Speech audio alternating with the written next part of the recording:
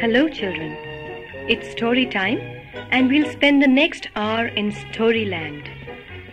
The first story I'm going to tell you is about Little Red Riding Hood.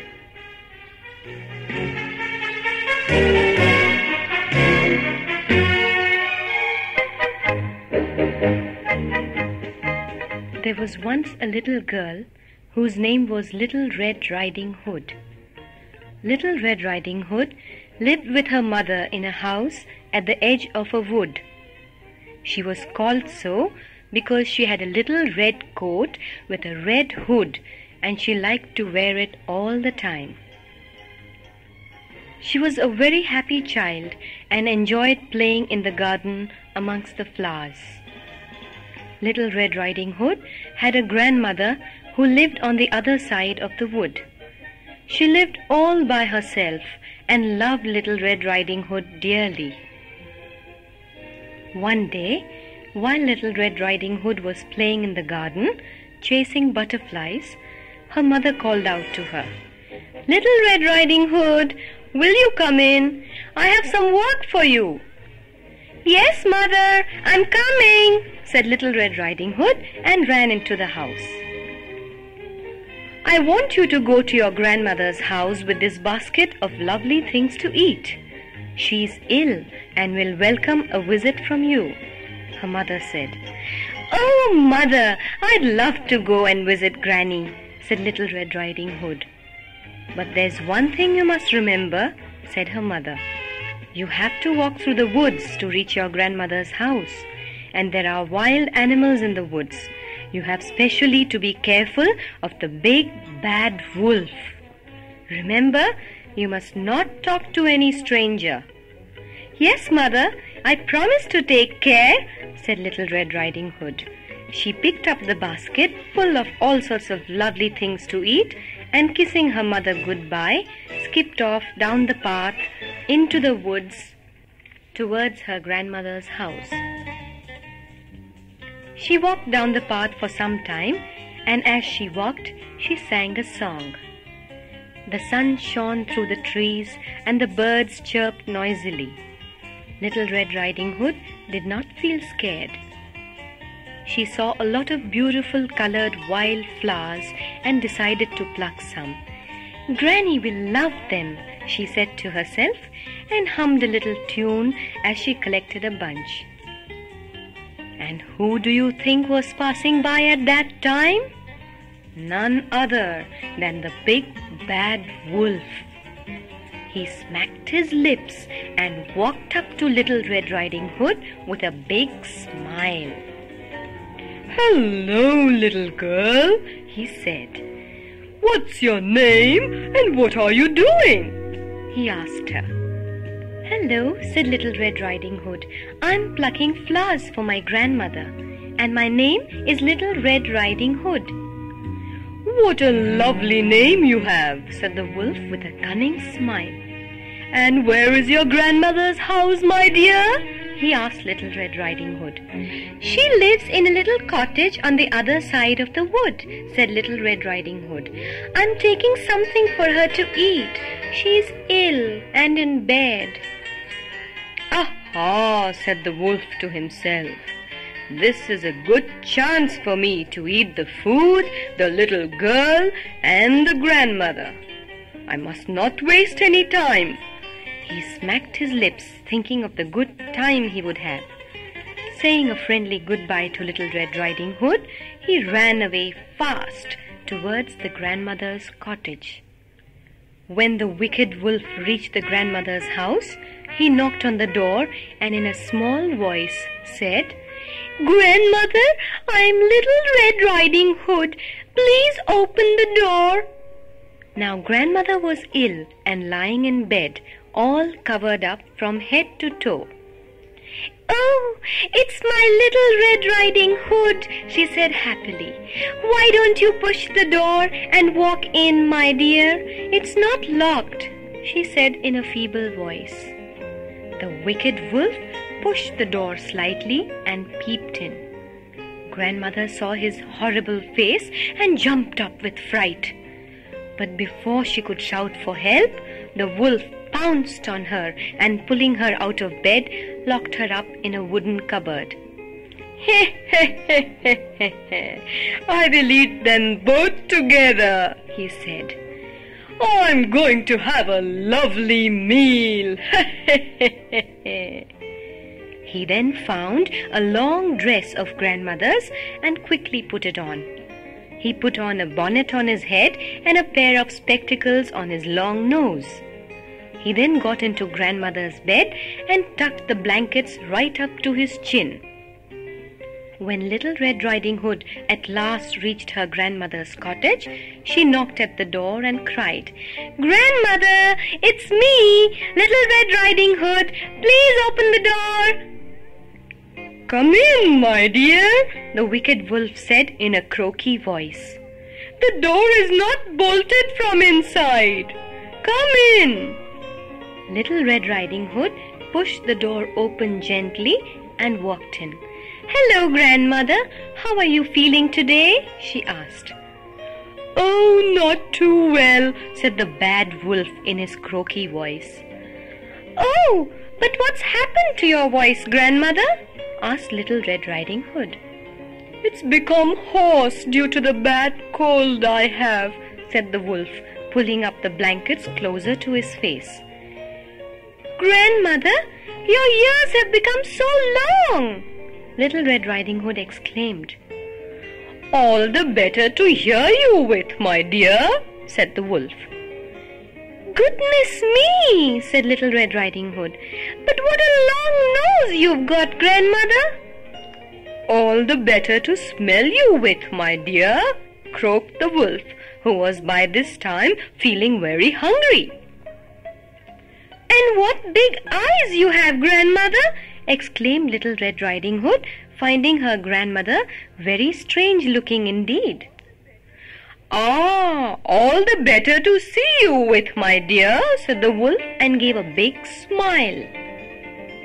"Why, grandmother, what big teeth you've got!" said Little Red Riding Hood. "All the better to eat you with," shouted the wolf as he jumped up from the bed to catch her. "Goodness gracious me!" gasped Little Red Riding Hood. "It's the wicked old wolf Mother had warned me about, and I forgot all about it and spoke to him in the forest," she said to herself as she thought of a way to escape. "Help! Help!" Little Red Riding Hood shouted as the wolf chased her round and round the bed. The clumsy wolf could not catch Little Red Riding Hood because he was wearing grandmother's long dress and was tumbling all over. "Help! Help!" Little Red Riding Hood shouted as loud as she could, and she ran round and round the bed. A woodcutter who was passing by grandmother's house heard the shouting, and he ran into the house with his axe. When he saw the wicked wolf chasing poor Little Red Riding Hood, he charged at the wolf and chopped off his head. Little Red Riding Hood was so glad to get help from the woodcutter. She ran to him, hugged him, and said, "Thank you so much."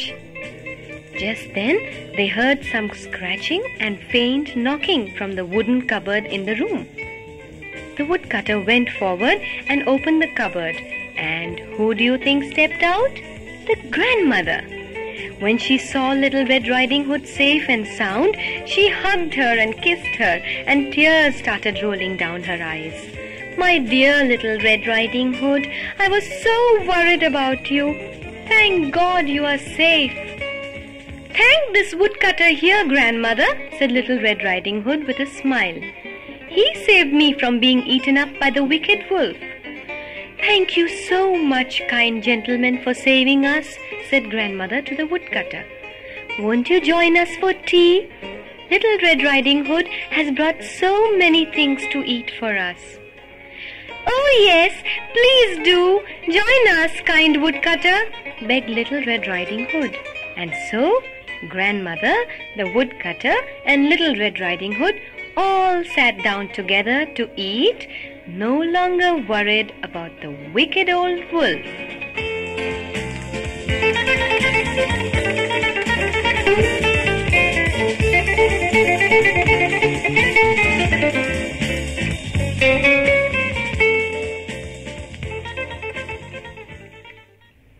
you like that story?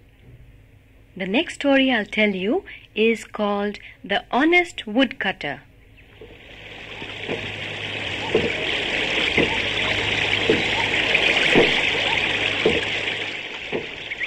Once upon a time, there was a poor woodcutter who lived with his wife in a small hut at the edge of a forest. He earned his living by cutting firewood in the forest and selling it in the nearby town. But there always seemed to be very little money in the house, and his wife was never happy. Every morning he would take his axe and a small bundle of food and go deep into the forest to cut wood. He would return late in the evening, tired and hungry, and after a small meal would immediately fall asleep. One day he set out into the forest as usual to cut firewood. He saw a good branch of a tree hanging low above a small lake. So he climbed the tree and with his axe began chopping the branch. Suddenly the axe slipped out of his hand and fell into the deep lake. The poor woodcutter did not know how to swim. He got off the tree and walked up and down in despair. What am I going to do? How will I show my face to my wife? How will we eat our next meal? He was so upset at losing his axe that he began crying. Suddenly, he saw a big glow, and out of the water rose a beautiful fairy. She had a magic wand in her hand and a crown on her head. She wore a shining white gown and had a smile on her face. The woodcutter could only stare at her in amazement. "Who are you? And why are you crying?" she asked him gently. "I'm a poor woodcutter, and while chopping this branch, I lost my axe in this lake. What am I to do? I'm a poor man," he cried. "I cannot even swim. Now who will take it out for me?" The beautiful fairy waved her magic wand and disappeared into the water. She rose up again, and in her hand was a silver axe. "Here, this is your axe," she said, and gave it to the woodcutter. But this is not my axe," said the poor woodcutter. So the fairy again disappeared into the water, and this time came up with a golden axe. "This must be your axe," she told the woodcutter. He could not believe his eyes when he saw the dazzling gold axe. But he said, "This axe is also not mine." So the fairy once again disappeared into the water and came up with the woodcutter's axe made of iron. "Is this yours?" she asked him. The woodcutter recognized his axe at once and said, "Yes, this is my axe. Thank you, fairy. Thank you. I shall never forget your kindness." The kind fairy was very pleased with the poor woodcutter's honesty. "I will present you with all the 3 axes," she told the woodcutter. "This is a reward for your honesty." The poor woodcutter could not believe his ears, but he thanked the fairy and happily set off towards his home. The kind fairy waved her wand and disappeared into the water. From that day onwards, the poor woodcutter was never poor again.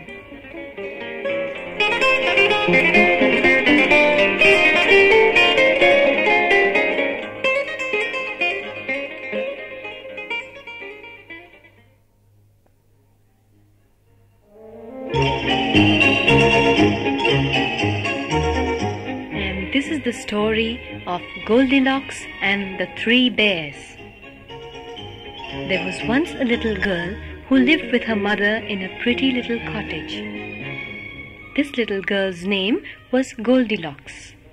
She was named so because she had beautiful curly golden colored hair. One day, as Goldilocks and her mother went for a walk in the woods, she saw a beautiful butterfly. "Oh, Mother, I want to catch it," Goldilocks said excitedly and ran after the butterfly. "Don't go too far, my dear. You will get lost," her mother shouted after her. But Goldilocks had already followed the butterfly into the thick jungle, and well enough she lost her way. "Oh no, what shall I do?" she said aloud. "I wish I had listened to my mother's warning. Now I'm lost and can't find my way home." She wandered about, trying to find one familiar sight, but in vain. As she walked, she felt hungry and tired. But where was her house? And what do you think she suddenly saw? A little house with smoke coming out of the chimney. Surely there must be someone in that house who can help me find the way to my house, thought Goldilocks. So Goldilocks ran and knocked on the door. Anyone in the house? She asked, but no one replied. Goldilocks gently opened the door and peeped inside. There was no one in the room. I will wait here till someone comes, she said to herself and walked in. There were 3 chairs in the room. One chair was large and hard. Goldilocks sat on it, but her feet would not reach the floor. Oh, it's so hard and uncomfortable, said Goldilocks, and went and sat in the second chair. The second chair was so big and soft that Goldilocks almost sank in. Even this chair is useless, she said. I will sit in this baby chair. And she went across and sat in the third chair. But alas, the third chair was so tiny and delicate that when Goldilocks sat on it, one of the legs broke and Goldilocks fell off. Oh no! What have I done? Goldilocks said guiltily. She moved away from the broken chair and looked around the room. In the corner, there was a table with 3 bowls on it. She ran across and, to her surprise, found that all 3 bowls had porridge in it. Goldilocks was so hungry after the long walk in the forest, so she decided to have some of the porridge. The first bowl was very large. Goldilocks took a spoon and tasted some. Ouch! It's too hot! She said, almost burning her tongue. So she tried some from the second medium-sized bowl. This is too cold, she said, and moved over to the smallest bowl. She tasted the porridge from it and found it neither too hot nor too cold. It's just right for me, Goldilocks said. I will have some of it. But Goldilocks liked the porridge so much that she finished all of it. Then she decided to see the other rooms of the house. So she went up the staircase into a large bedroom. There were 3 beds there. 1 large-sized bed, 1 medium-sized bed, and 1 baby bed. Oh, I'm so tired. I will rest for some time till someone comes, Goldilocks said, and lay in the first bed. Oh no, this is too hard. I don't like it. I will try the second bed, she said. When she lay in the second bed, she almost disappeared into the mattress because it was so soft. I don't like this bed either, Goldilocks said, and struggled out of it. She went to the third bed, which was the baby bed, and lay down. Ah, this bed is just right for me, neither too hard nor too soft. I will rest here for a while. Goldilocks fell asleep almost at once. The long walk had really tired her out. And while Goldilocks slept, the owners of the cottage came back. And who do you think they were? Papa Bear, Mama Bear, and Baby Bear, all returning from a walk in the forest. Papa Bear was the first to notice footprints near the door. Someone has been to visit us. Whose footprints are these? He said in a gruff voice. Maybe Uncle Bear has come to visit us, said Baby Bear excitedly. But when they walked into the house, there was no one inside. Papa Bear smelt his chair and said, Who's been sitting in my chair? Mama Bear also said in a worried voice, Even I feel someone has been sitting in my chair. And poor little Baby Bear, someone has been sitting in my chair and also broken it. And he started crying. And when they went to the dining table, Papa Bear said angrily, Someone has been tasting my porridge. Mummy Bear said, I also think someone has eaten some of my porridge. But But someone has tasted my porridge and finished it all, cried Baby Bear. Come on, let's go upstairs to our bedroom, said Papa Bear. Maybe the thief is hiding upstairs. Oh, it may not be a thief, said Mama Bear, and they all went hurriedly upstairs. When Papa Bear saw his bed, he said with a huff, Who has been sleeping in my bed? Mama Bear also said, Someone has been sleeping in my bed too. And she straightened out the mattress and the soft pillows. But look, shouted Baby Bear excitedly. Someone is sleeping in my bed. Who is it? Shouted Papa Bear and came towards the bed. Who could it be? Said Mama Bear and also came to have a closer look. Oh, she's a pretty little girl and I can play with her and have lots of fun, said Baby Bear, clapping his hands with joy. Hearing all this shouting and talking, Goldilocks suddenly jumped up from her sleep and to her amazement saw 3 bears all around her. She was so frightened that she did not waste a moment. She pushed past them and charged down the stairs and through the door and out on the path into the forest away from the 3 bears. Oh, don't go away, cried Baby Bear looking out of the window. Poor dear, you frightened her away with your shouting, Mama Bear scolded Papa Bear. But Goldilocks ran without turning back even once. And as she ran, she met her mother who was so worried and searching for her. And do you know, her mother would not believe Goldilocks' story of meeting the 3 bears.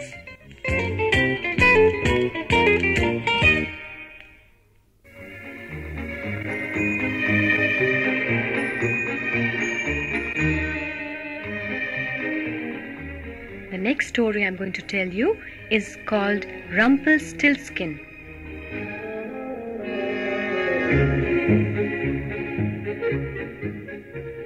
There was once a poor farmer who had a beautiful daughter. He was a proud and selfish man and wanted to get closer to the king.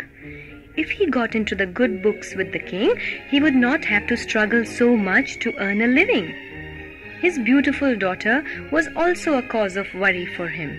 He wanted her to marry rich, but he had no money, so nobody would take her hand. One day, the farmer had an idea.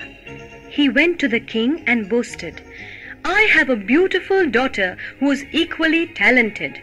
She can spin straw into gold. Indeed, said the king in surprise. Bring her to me tomorrow. We shall see your daughter's powers. The next day, when the farmer took his daughter to the king, he put her in a room full of straw and said, Here is the straw and the spinning wheel. If you do not spin all this straw into gold by tomorrow morning, I shall kill both you and your father. The poor little girl was terrified. Oh, what will I do? She cried. How can I ever spin straw into gold? She sat the whole day with nothing to eat or drink. When night fell, she was really worried and tired, but could not sleep because of the fear of facing the king the next morning. She began crying bitterly in despair. Just then, the door suddenly opened, and a tiny but funny-looking man with a red nose and small eyes stood before her. Why are you crying, young lady? He asked her. I have to spin all the straw into gold by tomorrow morning, and if I don't do it, the king will kill both me and my father, she sobbed. What will you give me if I do the work for you? The little man asked her. The farmer's daughter took off the gold chain with a locket from her neck and said, I will give you this, the only memory of my dead mother. That is good enough, said the funny little man and took the chain. Then he settled down in front of the spinning wheel and began to spin strands and strands of gold. The poor girl could not believe her eyes. Before midnight, all the straw in the room had been spun into reels of gold. She was delighted, but when she turned round to thank the little man, he had disappeared. The next morning, when the king saw all the gold reels, he was mighty pleased, but would not say so because he was greedy. "You may eat and rest for a while," he told the poor girl. "I will have one of the bigger rooms of the palace filled with straw, and tonight you can spin that into gold." Saying that, he walked away. The poor girl was helpless when she was locked up in a large room full of straw. And sure enough, the little man came to help again, and she dried up her tears at once. "What will you give me this time?" he asked her. "I will give you this gold ring," she said, and taking it off her finger, handed it to the little man. And while she rested, he spun all the straw in the room into many, many reels of gold. But alas, the king could not control his greediness, and he wanted more gold. So that evening, he put the poor girl into an even larger room full of straw and said, "By morning, I must have all the straw spun into gold." The poor girl sat alone and cried. Surely the little man was not going to come and help every day. But he popped in again and said cheerfully, "And what will you give me today, my dear, if I do all the work for you?" "Alas, I have nothing to give you," she replied and started weeping. "All right, then you promise me one thing, that when you become the queen, you will give me your firstborn child." The poor girl could hardly believe what he said, but she would lose nothing by giving such a promise. Besides, if she did not have the gold reels ready by morning, the king would kill her. So she agreed to the little man, who sat down to spin all the straw in the huge room into reels and reels of gold. Once the work was done, he disappeared. Early next morning, the king came to see if the girl had completed her work. He was overjoyed when he saw all that gold, and he cried happily, "I shall marry this girl tomorrow! I shall marry this girl!" He took her by her hand and led her out of the room. And so the poor girl became a queen. She lived happily and had all that she could wish for. A year later, she gave birth to a baby girl. She was so happy with her little daughter that she had forgotten the promise given to the funny little man who had spun all the straw into gold for her. That night, she got the shock of her life when she saw the little man creeping into her room from one of the windows. He hopped down next to her bed and said, "Your little girl is 1 day old. Remember your promise to me? She belongs to me." The queen began crying bitterly at having to lose her beautiful little daughter.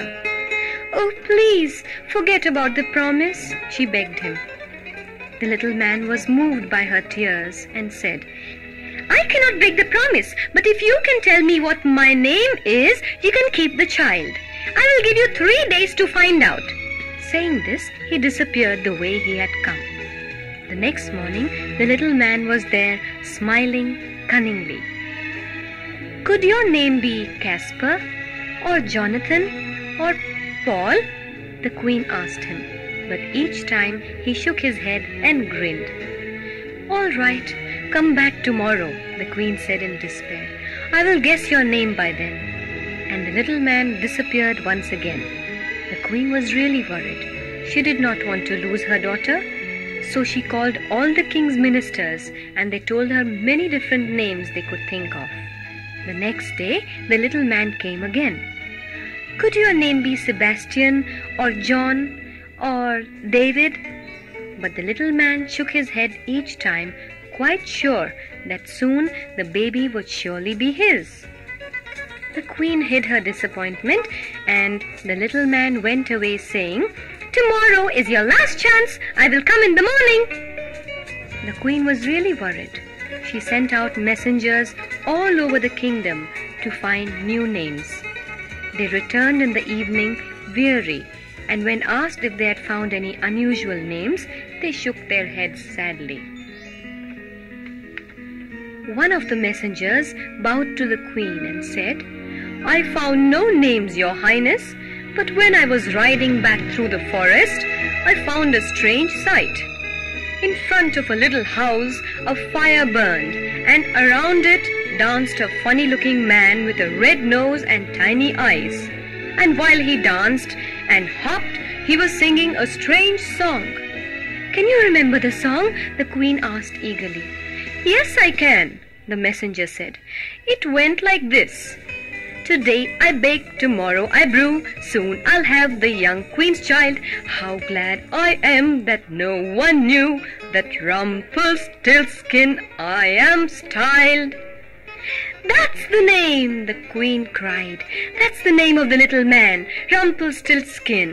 She thanked the messenger and rewarded him well. Early next morning, the little man came, and the queen said, "I have thought so hard the whole of yesterday. I wonder if your name is Short-leg? No? Or Red Nose? No? Just plain Robert? No? No, no, no," shouted the little man gleefully. "Then could your name be Rumpelstiltskin?" the queen asked gently. The little man suddenly turned red with anger. "You know my name! You know my name! You know my name!" And he vanished into thin air. And the queen and her little baby lived happily ever after.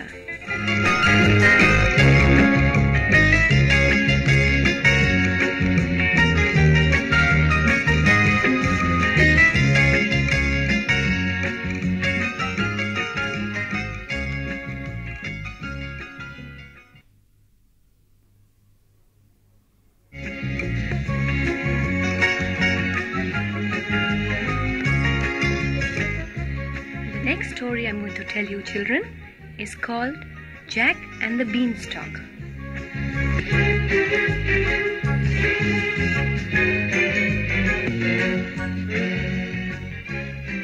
Once upon a time, there was a young boy who lived with his mother in a small farmhouse.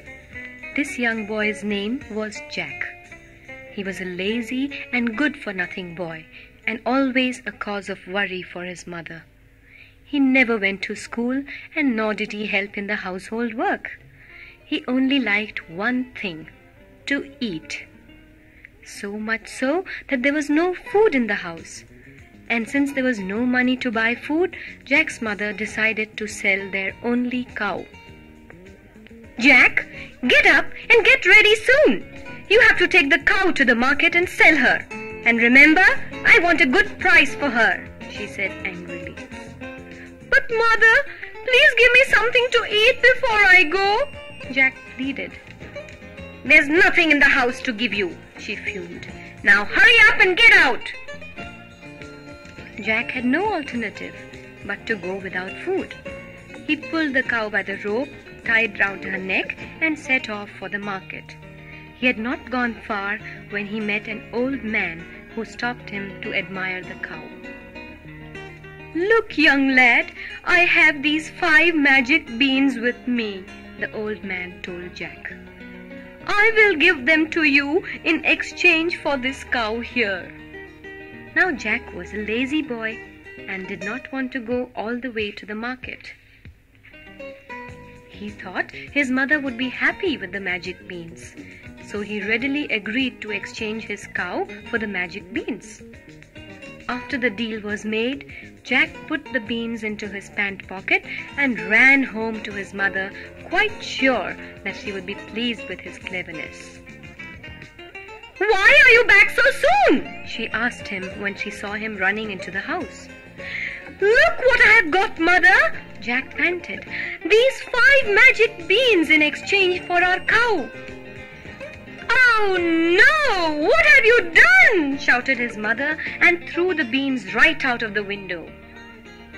"And now you will get no food all day as a punishment for your foolishness, you silly boy," his mother said.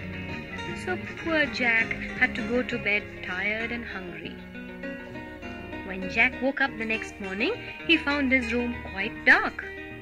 He looked out of the window and found that a giant beanstalk had grown right from the spot where his mother had thrown the magic beans. It towered above the house, and Jack could not see the top because it disappeared into the clouds. "Mother! Mother! Come and look!" he shouted excitedly. "A giant beanstalk has sprung out of the magic beans! Look!"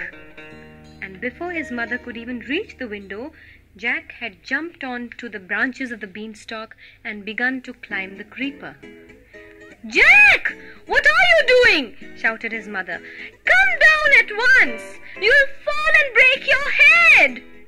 But Jack paid no heed to his mother.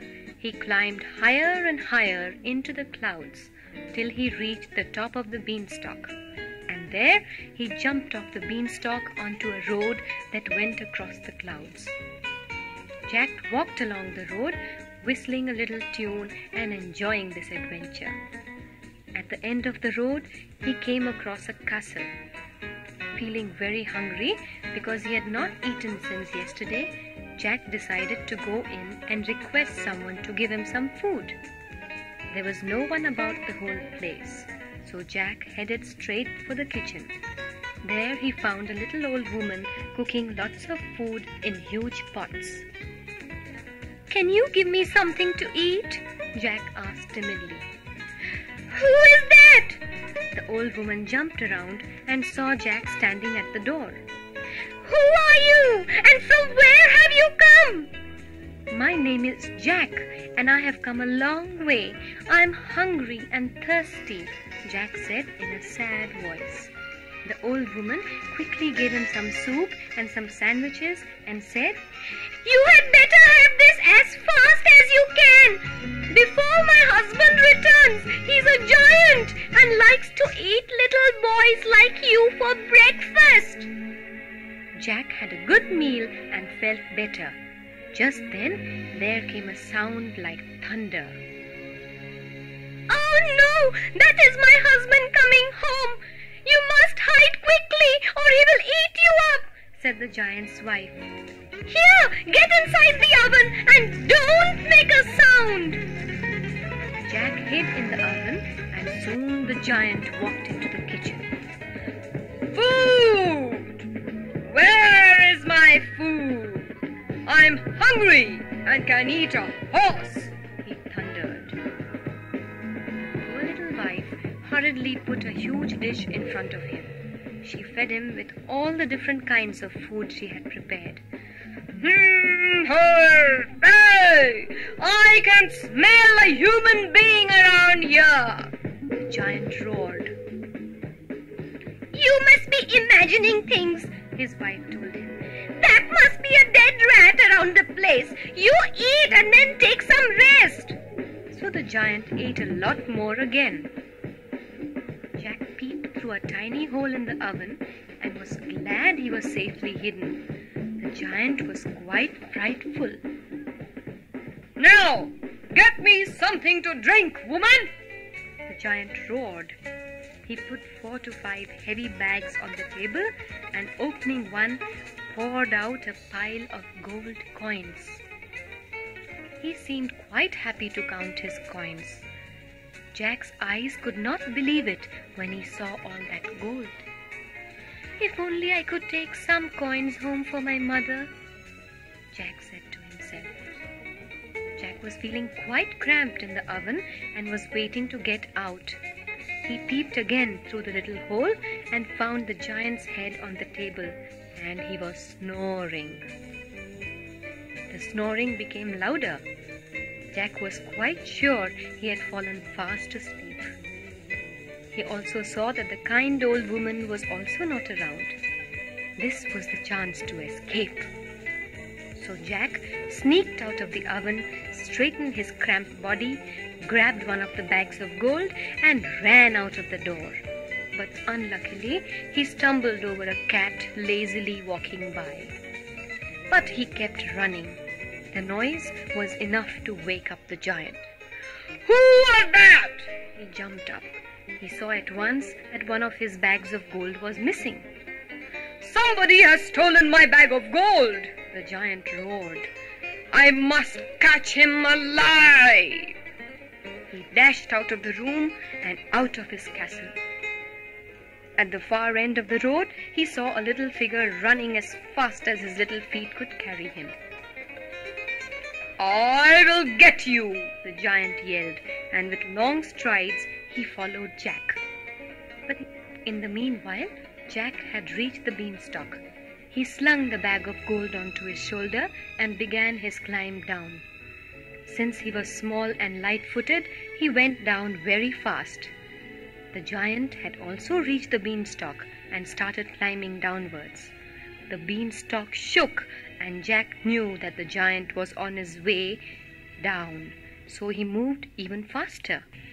But because of his huge size, it was not very easy for the giant. He panted and puffed and climbed down slowly. Jack had already reached the ground. "Mother! Get me the axe quickly! Mother!" "Oh, Jack, you are back!" His mother hugged him with relief. "Where were you, my son?" "I will answer all your questions later, Mother," Jack said, and rushed out of the house with his axe. He started chopping the tall beanstalk with all his strength until it finally crashed down to the ground along with the bad giant.